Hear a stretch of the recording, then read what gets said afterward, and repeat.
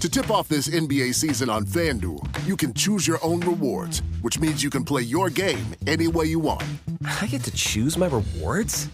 Nice. Yep. First up, a no-sweat token. Miss your shot? No worries. You're covered. I choose that one.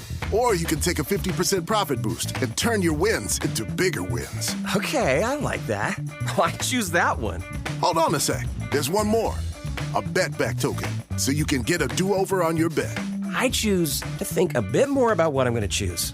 Wise choice. Play your game all season long with FanDuel. All customers choose your own reward right now in the FanDuel app. 21 plus and present in select states. 18 plus in Kentucky. Opt-in required. Rewards are non-withdrawable. Restrictions apply, including bonus and token expiration, leg requirement, and max wager amount. See full terms at FanDuel.com/sportsbook. Gambling problem? Call 1-800-GAMBLER. There's an SUV that turns the unthinkable into the unforgettable. The new Nissan Pathfinder, built for big adventures and all that family chaos. It's powered by a strong V6 engine with a 9-speed automatic transmission. Inside, it's rugged and capable, but still premium and tech-forward, with room for up to 8 passengers. It's also available with 7-passenger seating and second-row captain's chairs. With massive hauling capability, now you can bring all the gear you and your family need for unforgettable adventures. The new V6 Nissan Pathfinder. Power your adventure.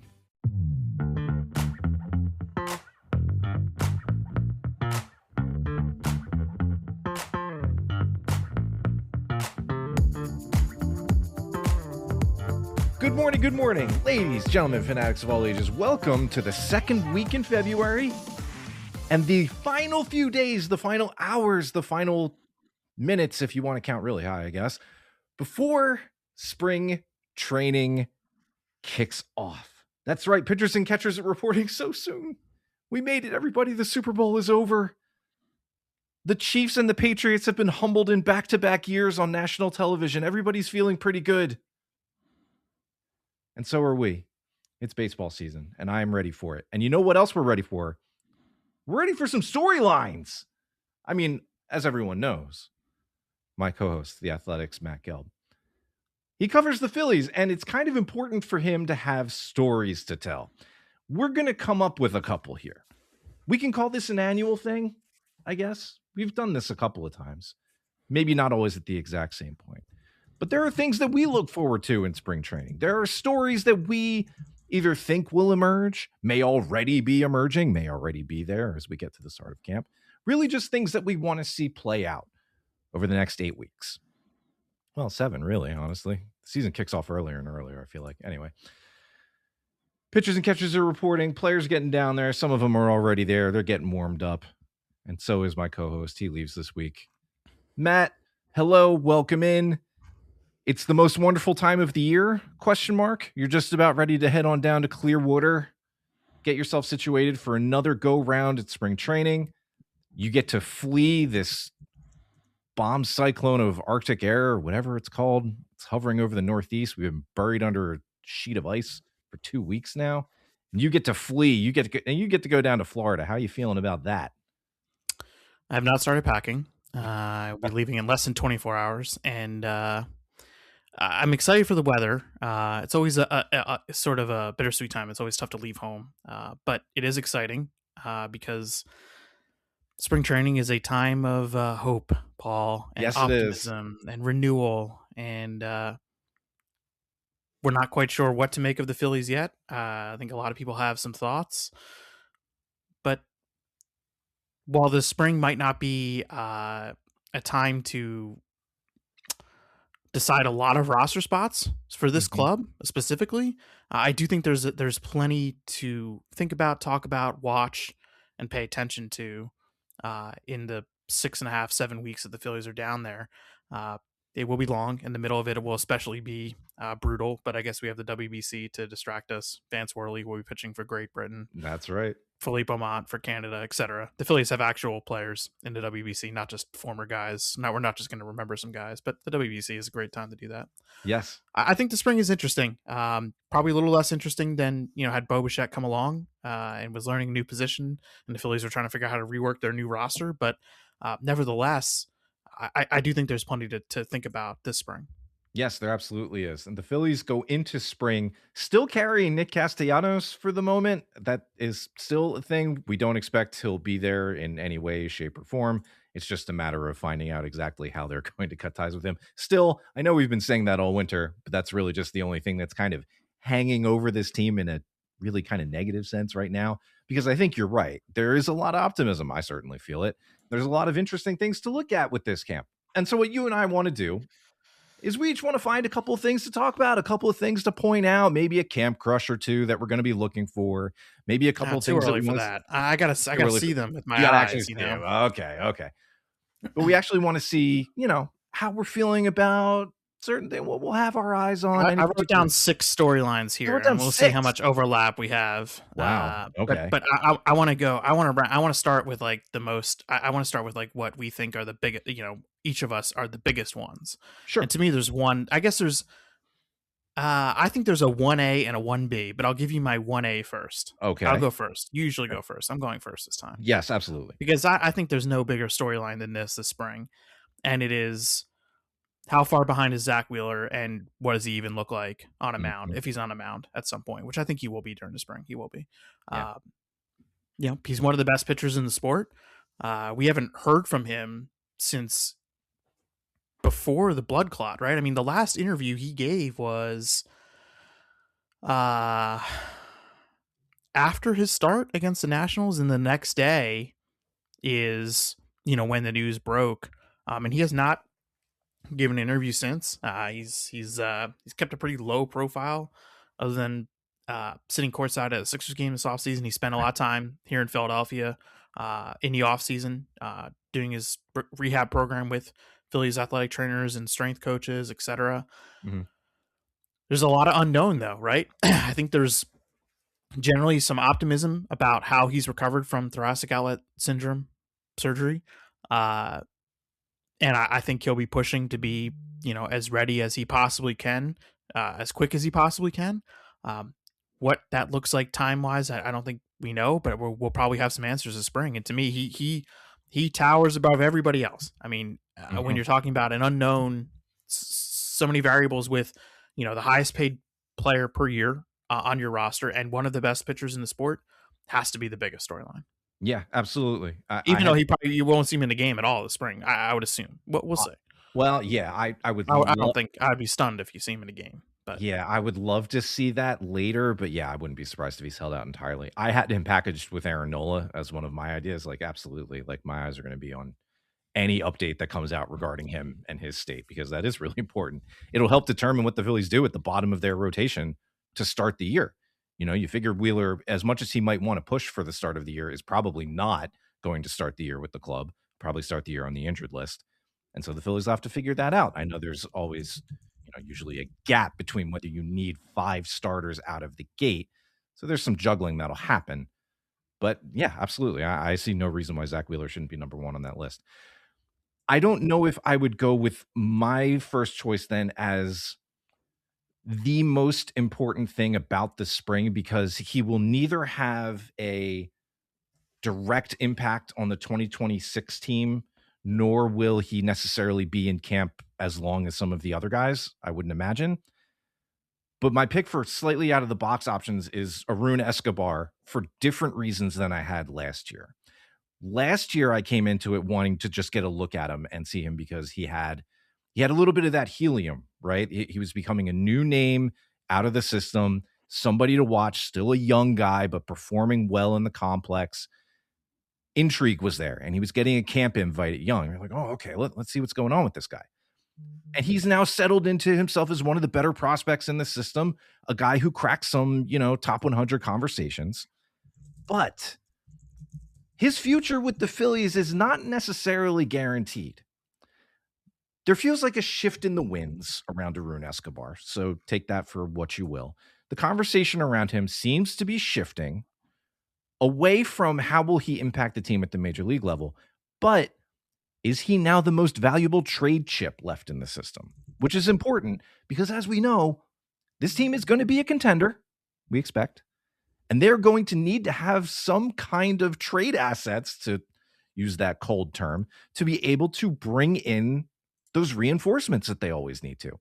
We hope again that it's not in the bullpen. It might be in the rotation. It might be in the outfield. But they'll need somebody. They'll need to give somebody to get somebody. And right now, with Andrew Painter likely being in the rotation, with Justin Crawford likely being the opening day center fielder, with Aiden Miller probably doing something in the middle infield, a lot of things to figure out. That kind of leaves Escobar outside that top three, but as the most valuable trade piece. But he's got to play well to hold that value. And I think getting off to a good start here in camp would be the best foot forward in that regard. This is your top spring storyline? I'm surprised. It is. Well, it's a combination for me. It's more of a personal thing because I really like Arun Escobar, and it makes me like a little bit disappointed to think about him just as a trade chip. Well, we don't know that yet, but we don't. Right. I mean, there's a compelling argument to be made that he is, he could be that guy they move in July. Maybe they don't need to make a trade in July. Yeah, maybe they don't. It would be nice. They probably have to. Yeah, they probably have to. It is kind of a weird thing to have at the front of my mind. I get that, but I do think it's very important because this system it's top heavy, and the top is all set to graduate this year. So it's just. I hope everybody stays healthy more than ever because depth, if you can't really trade too much away to bring in, all those dominoes that could fall. So Arun Escobar, I like him. I want to see him play well.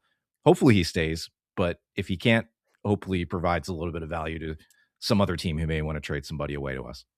That was not my 1B. I wouldn't expect it. Who is your 1B?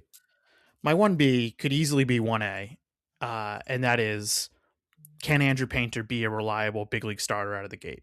Mm-hmm. To me, this is the biggest storyline for anyone who's going to be on the actual field this spring. I think this is above Justin Crawford. This is above anybody else. I agree. Because right now, they are banking on Painter being in the major league rotation out of spring training. And while we think that should work in theory, we're not quite sure. I mean, what happens if he does not have a great spring? He's coming off of a disappointing season. Obviously, there's some reason for optimism. I think he needed a little bit of time away. He got through the whole season. There are obviously some adjustments to be made, and I think they've been implementing those adjustments. He's further removed from Tommy John surgery, et cetera, et cetera. That said, we really don't know who this guy is right now. Yeah. We thought we had an idea before the surgery of what kind of guy he was. That's a couple years ago now. And we thought we had an idea of what he was coming back. He had a great AFL right off of Tommy John, and then, a fine beginning to his season. I kind of in the back of my head, I wonder if it was like, they slow played him. He had a different routine last year, coming off the surgery. And now he's going to have a normal routine. He's going to be on the same schedule as all the other pitchers. Remember, he held him out. He didn't pitch in a Grapefruit League game last spring. He was just kind of there along for the ride. And I mean, I think his starts this spring, you don't want to read too much into Grapefruit League outings, but you're looking for certain things. You're not necessarily looking at the box score to see the numbers. It's like, oh, wow, he gave up 4 runs. Like, is he ready? No, I mean, like, you're looking for just quality, and can he figure out how to separate some of his off-speed pitches? Has he fixed some of the mechanical issues that might have affected his fastball last year? What's the velocity look like? What does he look like physically? Like, all that stuff. I mean, you're really those Grapefruit League outings this spring are going to be of high importance and will merit a lot of attention. And that to me is could be 1A. I made it 1B here because I think Wheeler is more important to the Phillies than Painter. But Painter is right there because right now, like, what happens if he doesn't have a good spring? Like, you just putting him in the rotation, or you starting him in AAA? Like, who's the 5th starter then? I mean, it's a really interesting spring for Andrew Painter.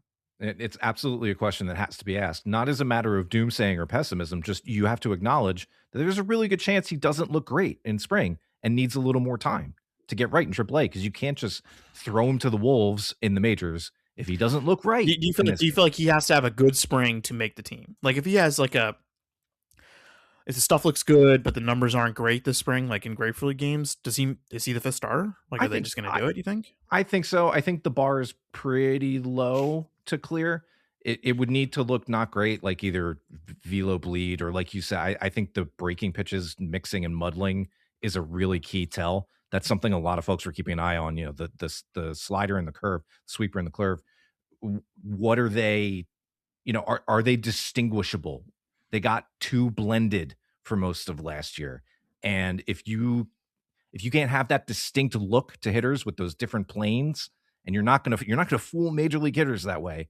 So it's one of those things where the numbers may not necessarily match up with the look of the guy in either direction. He could look good and still kind of get hit around because he's working on a particular pitch during his outings.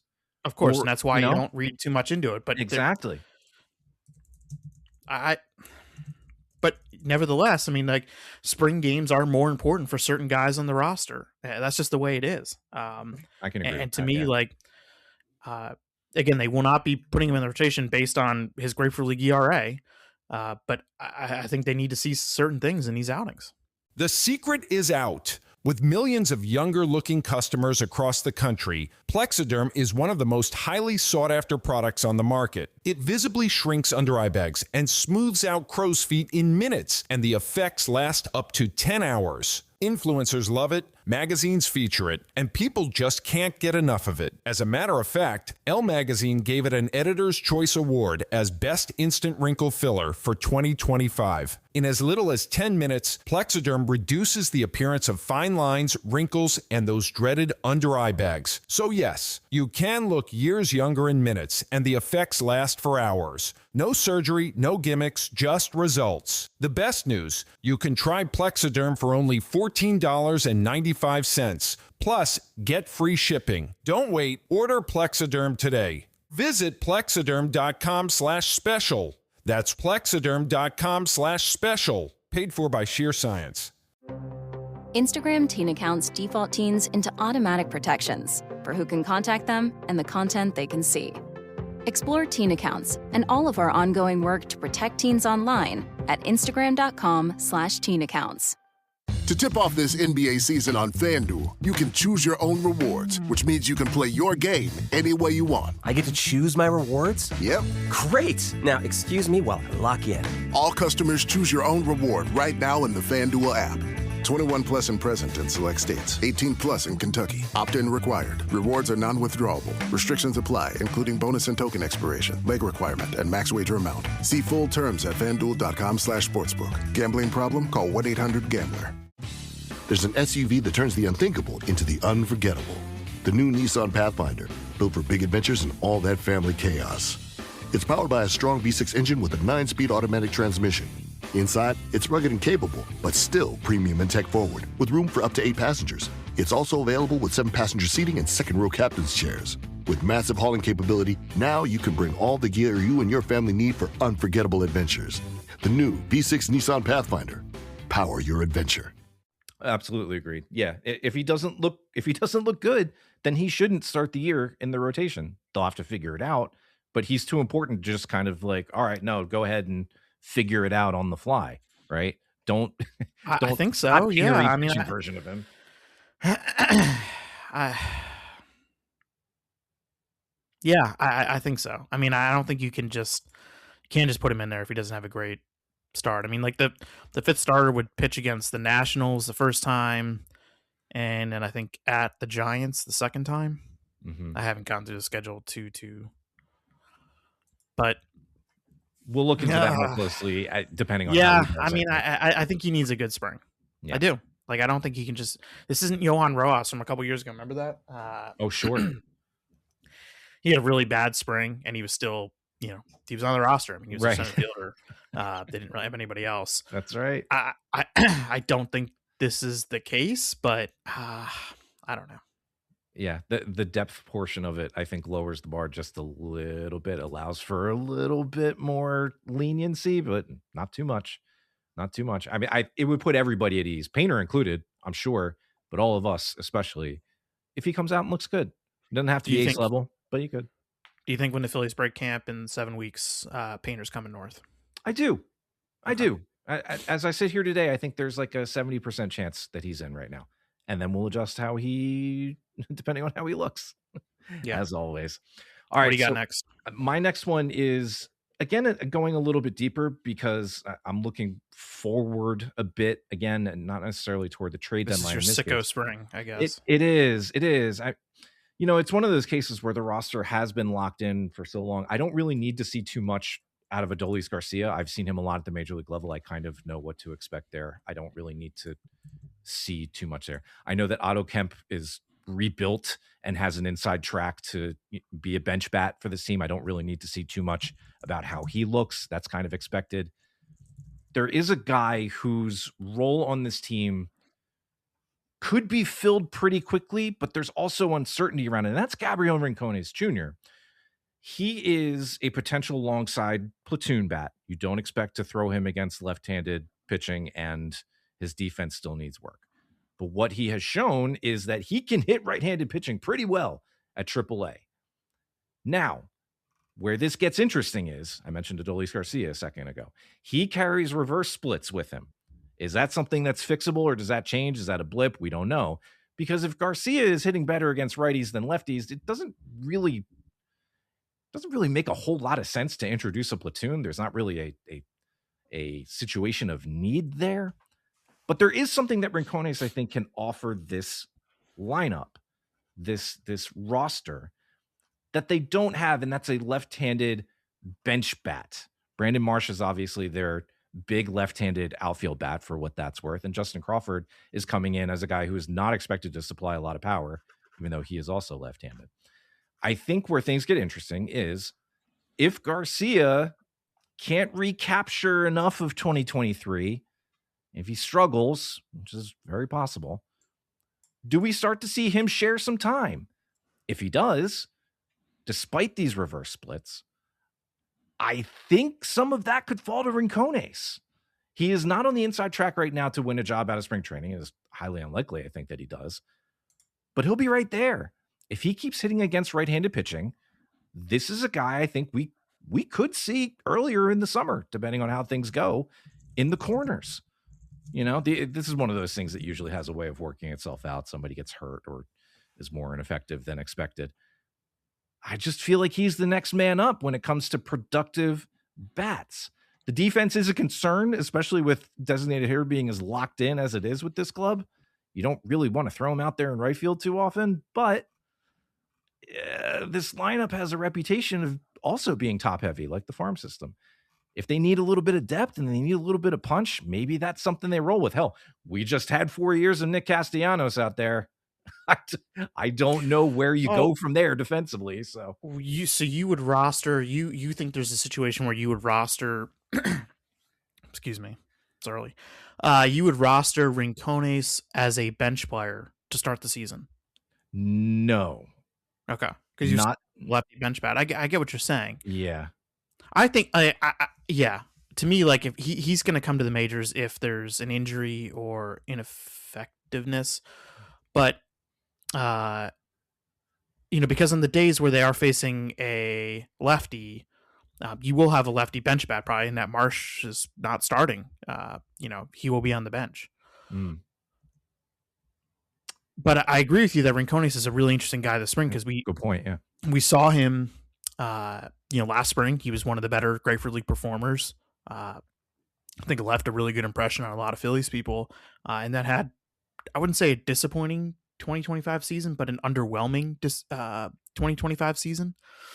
Very clearly, like you said, Paul. I mean, like the role for this guy is quite clear. I mean, he is the strong side of a platoon. He should never face a left-handed pitcher. He was getting platooned at AAA, which is like, not something that happens like with a prospect type.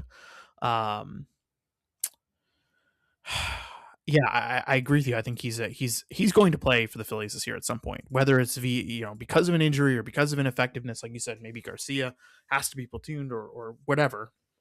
Mm-hmm.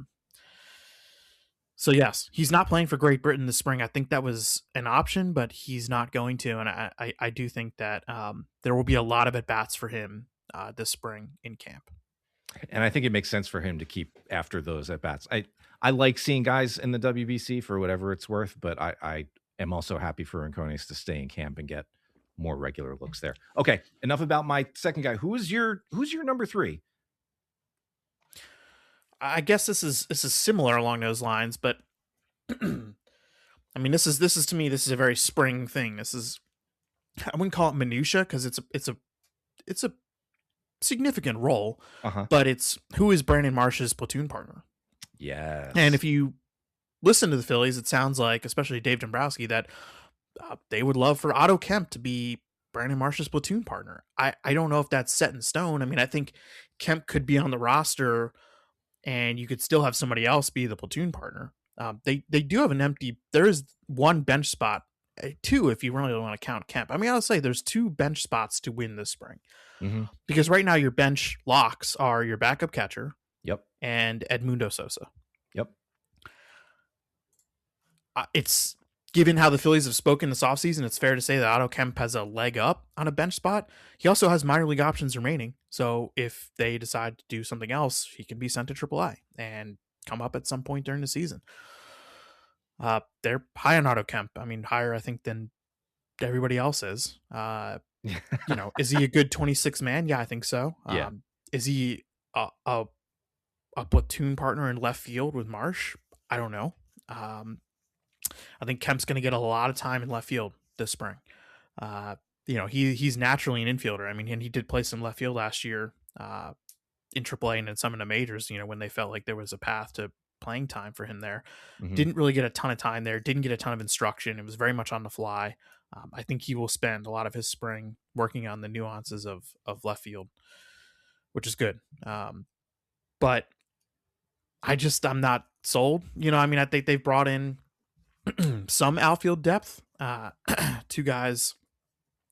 One of them is on the 40-man roster right now, Pedro Leon. He was a waiver claim early in the offseason.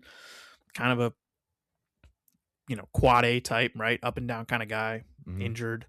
Brian De La Cruz has been a good major leaguer at times and been a really bad major leaguer at times. He signed a non-roster deal, a minor league deal. He had a big winter ball in the Dominican. He'll have a chance to win a roster spot this spring.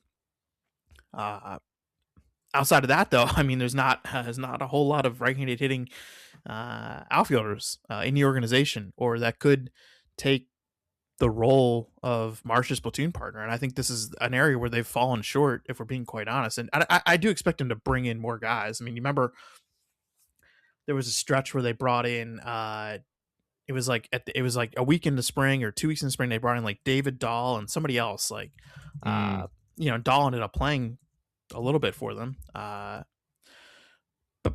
there are right-handed bats, veteran types who will sign minor league deals, and I do expect them to add to this area here. And I think they would be wise to do that, because right now, Paul, I mean, the bench is, if you had to guess right now, it's like Marchand, Sosa, Kemp, Rojas. I'm not gonna put money down on this, but I was really intrigued with the minor league signing of Dylan Moore a week or 2 ago. Oh yeah, forgot about him. That is, well, I mean, it's understandable. This is a guy who, for how much you value these, won the utility Gold Glove a couple years ago. Plays everywhere competently across the diamond. And do you think there's too much overlap with Sosa, or no? You think they're different? That's the only difference. That Sosa is clearly superior. He is a clearly superior option to Dylan Moore. He's not outfield viable. For Moore's part, he hasn't played a lot of left field. You could see him in right field. He's played right field more recently. And he has a history of hitting lefties far better than righties. Now, last year was not as good, so that may introduce some pause. He struck out 50 times in 132 plate appearances against left-handed pitchers.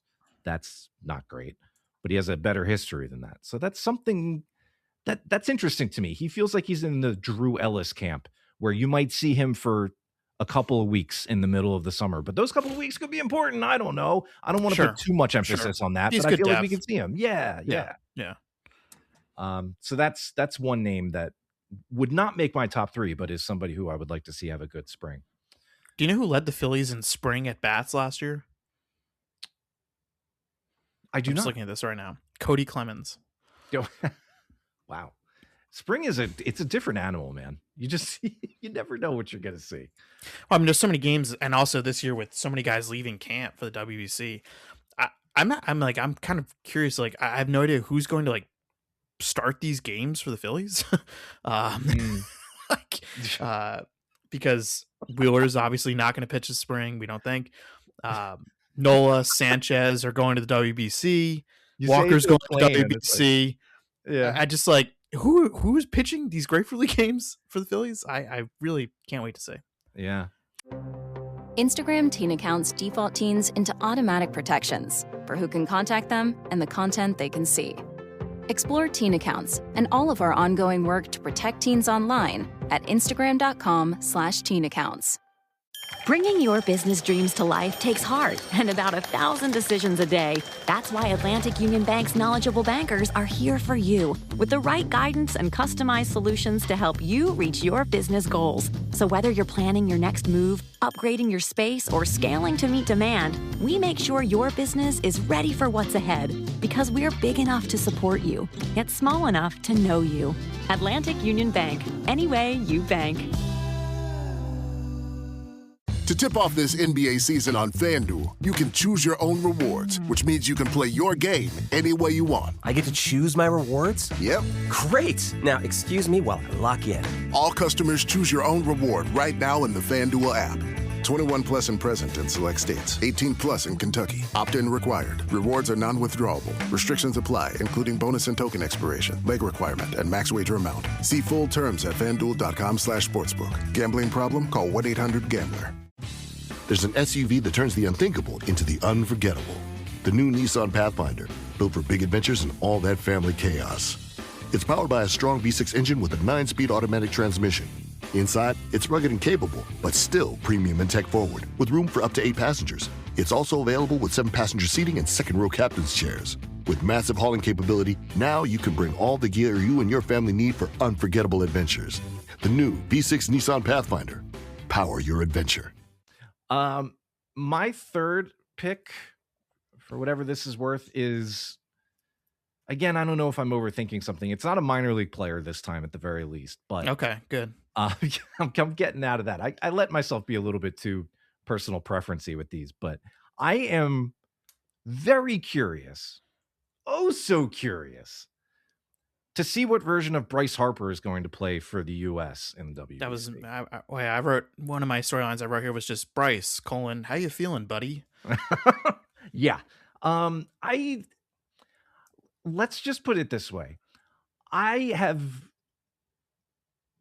have rarely been so fascinated by a guy's evolution over a short stretch when he's gone from superstar to still being superstar, but now with, I guess, some invented questions. It was a bit of an own goal. I get it for, Dave Dombrowski to do what he did in that press conference. It might have had its intended purpose. See, there's that angle to it too. And now I don't know if he's going to come out and like bash 8 homers in group play or whatever.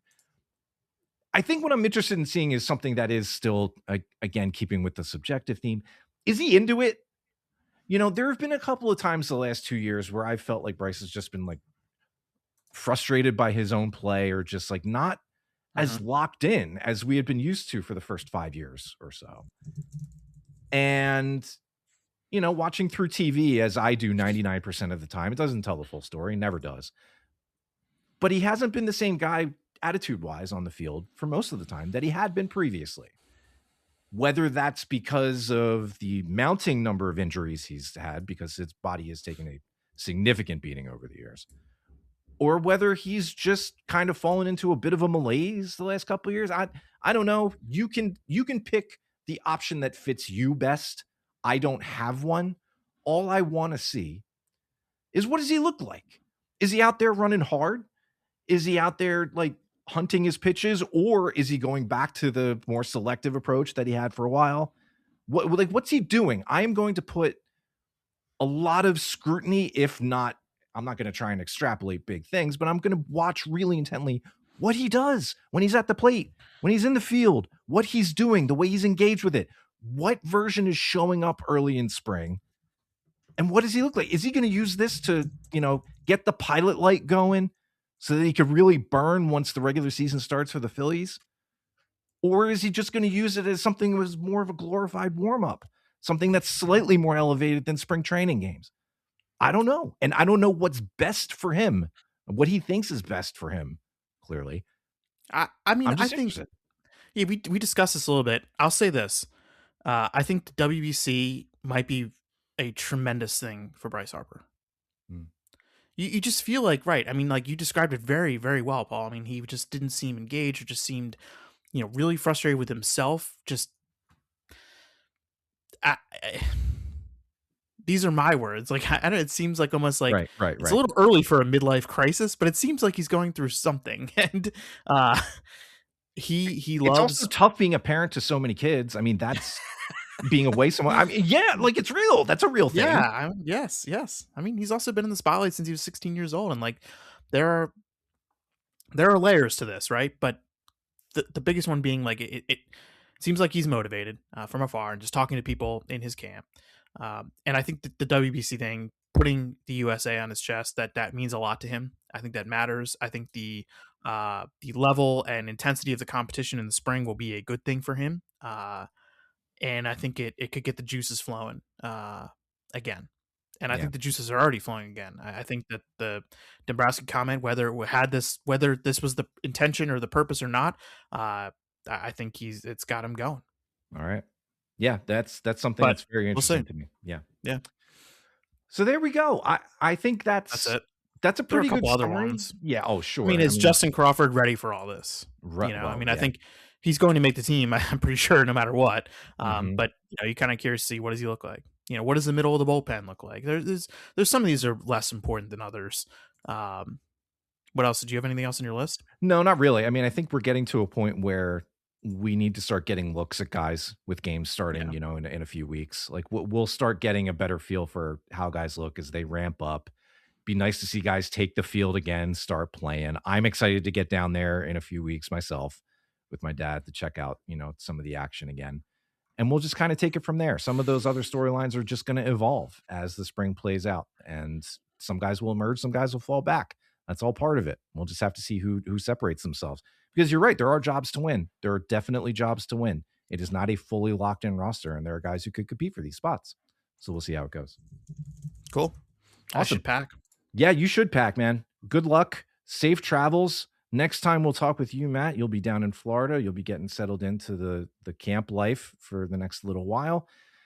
For the rest of you all, if we don't talk to you again before next week, hopefully you're all warming up nicely. If you want to catch a little bit more, you want to have some extra episodes, maybe talk with some fellow sickos in our Discord community, patreon.com/Phillies Therapy is where you want to be. That's what you want to check out.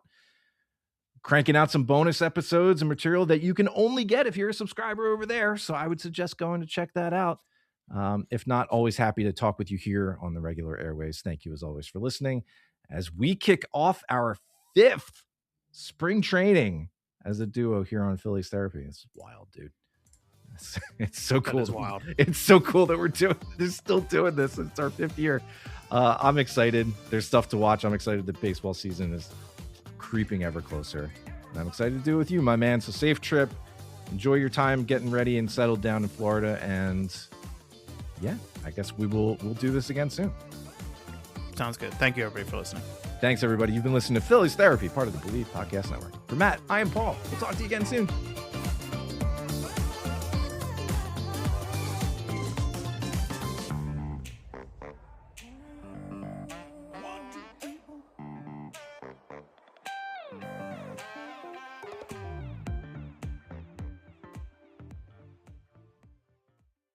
The perfect night in? Good shows, comfy clothes, and Gorton's Seafood. Skip the reservations and make restaurant-quality seafood at home with Gorton's. From crispy fish fillets and fish sticks to popcorn shrimp that goes perfectly with your movie lineup. No matter what kind of night you're craving, Gorton's has been making seafood easy and accessible for over 175 years, so you can enjoy the goodness of the sea right at home. Visit Gortons.com to find recipe inspiration or a store near you.